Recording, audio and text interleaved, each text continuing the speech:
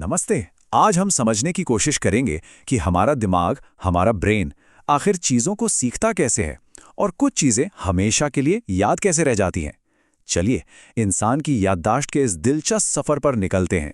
ये एक ऐसा सवाल है जो हम सबके दिमाग में कभी ना कभी आता है ना? सोचिए, किसी बुजुर्ग को 40-50 साल पुरानी बचपन की कोई कहानी, कोई किस्सा पूरी डिटेल के साथ याद रहता है, और हमें ये तक याद नहीं रहता कि 4 मिनट पहले कौन सी सोशल मीडिया रील देखी थी। आखिर ऐसा होता क्यों है? इसका जवाब छिपा है हमारी मेमोरी बनने के प्रोसेस में। देखिए, कोई भी याद, चाहे वो छोटी हो या बड़ी, वो असल में 3 पड़ावों से होकर गुजरती है। और अगर इनमें से एक भी पड़ाव, एक भी स्टेप ठीक से पूरा ना हो, तो बस हम उस जानकारी को भूल जाते हैं।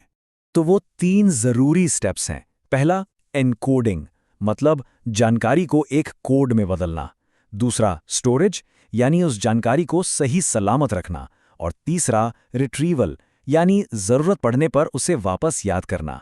चलिए एक एक करके इन सबको समझते हैं। तो सबसे पहले है एनकोडिंग। हमारा दिमाग वो किसी भी जानकारी को, चाहे वो कोई किताब हो, कोई आवाज हो, उसे वैसे का वैसा स्टोर नहीं कर सकता।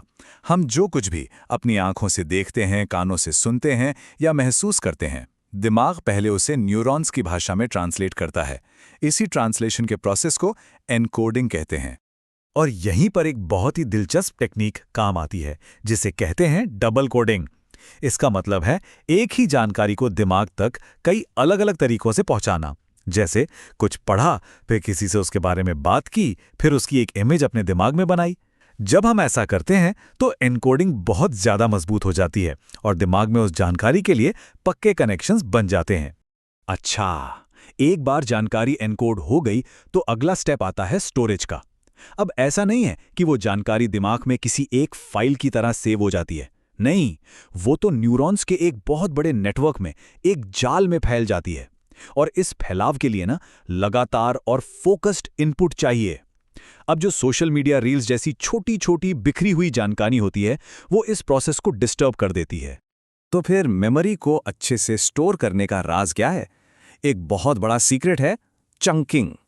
ये दिमाग का एक नेचुरल तरीका है बड़ी से बड़ी जानकारी को छोटे छोटे संभालने लायक टुकड़ों में तोड़ने का। जरा इस नंबर को देखिए। एक नज़र में इसे याद रखना कितना मुश्किल लग रहा है ना? हमारा दिमाग इतनी लंबी, बिना किसी पैटर्न की जानकारी को एक बार में प्रोसेस करने में स्ट्रगल करता है। और अब देखिए, यह है वो तरीका जिससे हमारा दिमाग काम करना पसंद करता है। जैसे ही उसी नंबर को छोटे टुकड़ों या चंक्स में बांट दिया, उसे याद रखना कितना आसान हो गया। बिल्कुल वैसे ही जैसे हम अपना फोन नंबर याद रखते हैं। इसका सीधा सा मतलब यह है कि जिस पैटर्न में जानकारी स्टोर हुई है, उसी पैटर्न में उसे वापस याद करना भी सबसे आसान होता है। इसीलिए कहा जाता है कि 10 अलग अलग किताबें एक बार पढ़ने से कहीं ज्यादा असरदार है एक ही किताब को 10 बार पढ़ना। और अब आता है आखिरी और सबसे जरूरी पड़ाव, रिट्रीवल। मतलब जब जरूरत हो तो उस स्टोर की हुई जानकारी को वापस याद करना। ये मेमोरी का फाइनल टेस्ट है। और ये टेस्ट कितना कामयाब होगा, ये पूरी तरह से इस बात पर डिपेंड करता है कि एनकोडिंग और स्टोरेज कितने अच्छे से हुई है। तो किसी भी जानकारी को जल्दी और सही सही याद करने की हमारी काबिलियत 3 चीजों पर निर्भर करती है। पहला, हमारी सेहत, मतलब अच्छी नींद, सही खाना पीना और कम से कम स्ट्रेस। दूसरा, उस जानकारी को कितनी बार दोहराया गया है, यानी रिविजन। और तीसरा, क्या हमने उस कॉन्सेप्ट को सच में समझा है या सिर्फ रट्टा मारा है। तो अब जब कोई याद अपनी यात्रा पूरी कर लेती है, तो सवाल उठता है कि वो दिमाग में आखिर रहती कहाँ है। चलिए देखते हैं। अगर मोटे तौर पर देखें तो मेमोरी 3 तरह की होती है।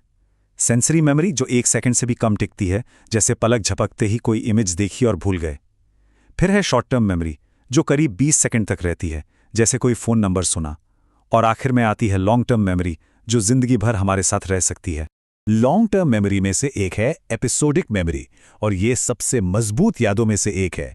ये हमारी जिंदगी की घटनाओं और हमारी भावनाओं, हमारे इमोशंस से जुड़ी होती है।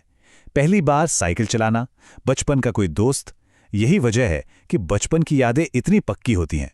फिर आती है प्रोसीजरल मेमोरी, इसे हम मसल मेमोरी भी कह सकते हैं।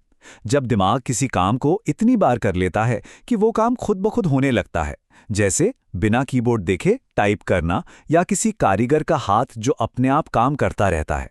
तो इन सारी बातों को समझने के बाद अब हम इस नॉलेज का इस्तेमाल अपनी सीखने की प्रक्रिया को, अपनी याददाश्त को बेहतर बनाने के लिए कैसे कर सकते हैं? ये स्लाइड सारी बातों का निचोड़ है। एक तरफ हैं वो आदतें जो काम नहीं करती, जैसे 10 जगह से थोड़ा थोड़ा पढ़ना या डिस्ट्रैक्शन के साथ पढ़ना। ये दिमाग के नेचुरल तरीके को रोकती हैं। दूसरी तरफ हैं वो तरीके जो काम करते हैं, जैसे एक ही सोर्स को बार बार पढ़ना, फोकस के साथ पढ़ना और डबल कोडिंग का इस्तेमाल करना।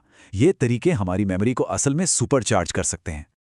आखिर में बस एक बात याद रखने वाली है, मेमोरी या याददाश्त कोई गिफ्ट नहीं है जो किसी को मिलती है और किसी को नहीं।